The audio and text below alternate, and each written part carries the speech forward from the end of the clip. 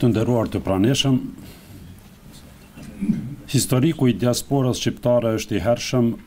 Bashkësitë më të vjetra shqiptare përbëhen nga arbreshit në Itali. Në radhën e këtyre bashkësive të vjetra mund të hyjnë pa me dyshje edhe mërgata shqiptare e Egjiptit. Pas këtyre vijnë diaspora shqiptare në Turqi, në Shtetet e Bashkuara të Amerikës, në Belgjik, Australi e në ndonjë vend tjetër. Të fundit vijnë mërgjimtarët e 4 dekadave të gjysmës së dytë të shekullit të 20. Shumica e tyre janë vendosur apo bëjnë përpjekje të vendosen në shtetet e ndryshme të Evropës perëndimore, në Shtetet e Bashkuara të Amerikës dhe në Kanada. Roli dhe kontributi i këtyre për çështjen kombëtare fetare është tejet i dukshëm. Ata krahas integrimit në kulturat e mëdha botërore dhanë kontribut edhe në shumë sfera. Shqiptarët në mërgim kanë krijuar organizata politike dhe angazhoheshin që të vepronin për të mirën e atdheut. Shqiptarët në perëndim fillimisht numëroheshin si mërgjimtarë në punë të përkohshme dhe ceremonitë fetare i kryenin në xhamit që ekzistonin atje të organizuara nga turqit, arabët e të tjerët. Viteve të fundit u hapen shkolla të shumta në gjuhën shqipe, por në të njëjtën kohë për të ruajtur identitetin fetar u morën shumë iniciativa për hapjen e xhamive, në për të cilat kryeshin obligimet fetare dhe ato shërbenin si qendra kulturore. Në diasporën tonë, atë këto vërehe përpjekja që ndarjet që janë imponuar popullit shqiptar në trojet e veta, të bartën dhe të projektohen edhe në vendet e migrimit. Shpesh na bie të dëgjojmë të flitet për shqiptarët e Shqipërisë, shqiptarët e Kosovës, shqiptarët e Çamerisë, të Maqedonisë, të Malit të Zi, të Preshevës, Bujanovcit e kështu me radhë. Si çdo kond në botë, që shteti am kujdeset për bejt e tij kudo qofshin ata, këtë lypse ta bëjmë edhe ne. Këtë ua kemi barq vëllezërve dhe motrave tona në diasporë, kudo që ata jetojnë dhe veprojnë. Nuk ka dyshim se reflektimet nga atdheu në aspektin fetar islam nuk kanë qenë në nivelin e duhur. Për fal bashkësisë islame është munduar të kryej sidokudo obligimet ndaj besimtarëve, me atë që kanë mundur, si në vizita me kuadra, ashtu edhe me shpërndarjen e literaturës. Bashkësitë fetare shqiptare, në veçanti Bashkësia Islame e Kosovës, ka qenë interesuar për diasporën shqiptare nëpër Evropë edhe me shpërndarjen e literaturës fetare.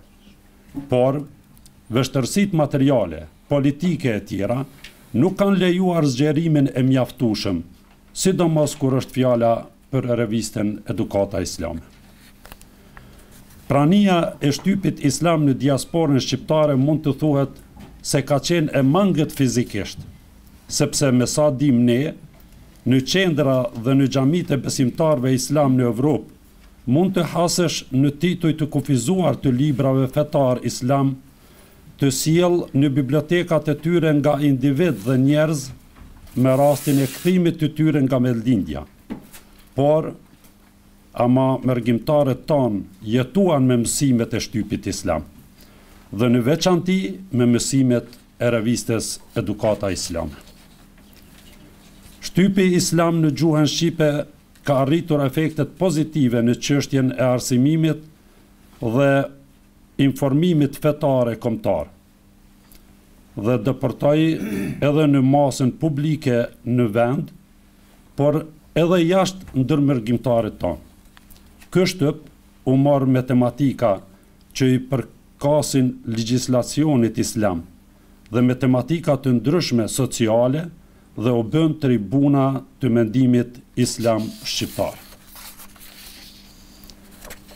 Revista Edukata Islame ka lënë gjurmë duke dhënë një kontribut të jashtëzakonshëm për popullin shqiptar.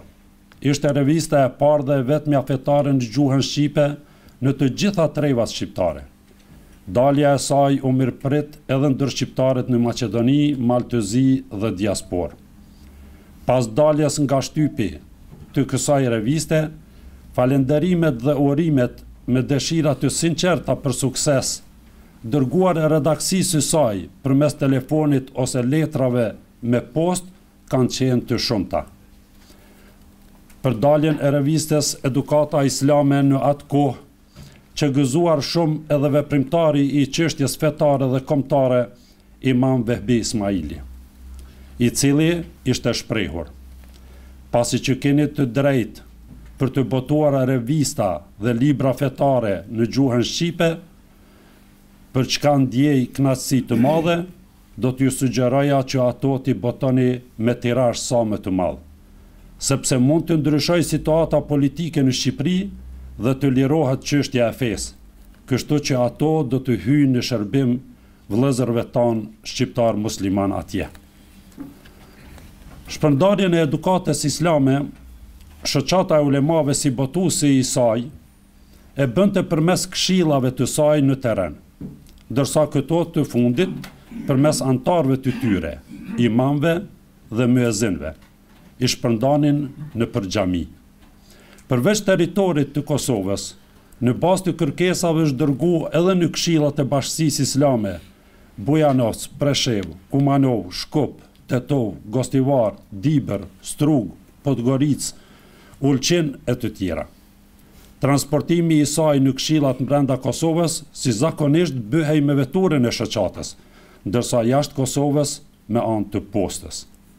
Përveç dërgesave me shumicë, në redaksi kanë qenë të parapaguar një numër i konsiderueshëm i lexuesve nga Kosova, Maqedonia, Malizi dhe diaspora, të cilëve edukatën islame rregullisht u dërgonim me anë të postës, u shprehte Rahmetliu Hajrullah Hoxha si kryeredaktor një kohë i kësaj reviste. Shkrimet në këtë revistë janë të shumë zhanreve, trajtime të ndryshme të çështjeve fetare, sociale, kulturore, shkencore, historike e arsimore, por edhe tematikat për diasporën nuk mungojnë dhe herë paraqiten.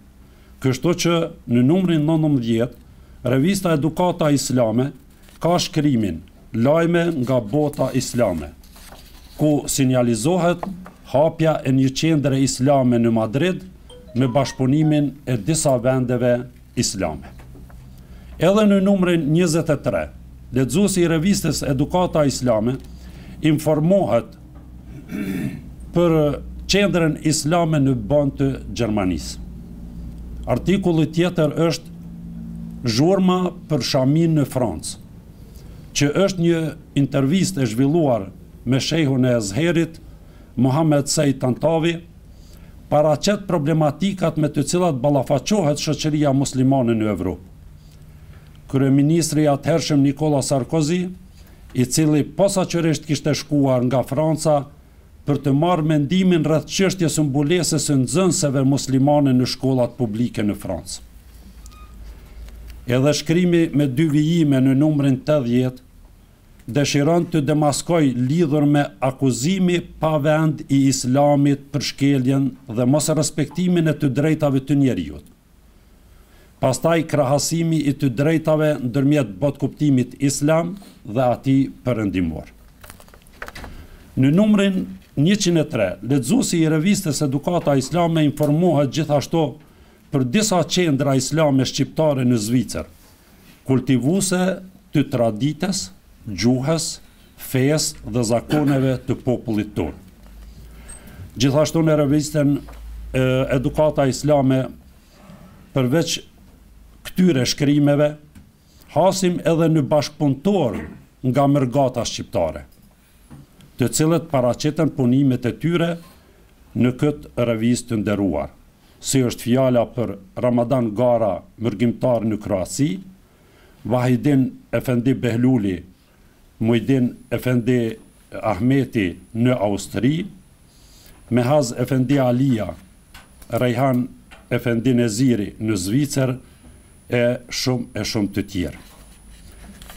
Informacionet e ndryshme për zhvillimet në diasporë me gjithat i përcilte pra edhe revista Edukata Islame, si që u pa deri me tani, por mbetet që të shikohet mundësia e zgjerimit të bashkëpunimit me Mërgatën dhe shpërndarjen edhe më të madhe të kësaj reviste kudo që jetojnë dhe veprojnë shqiptarët. Faleminderit.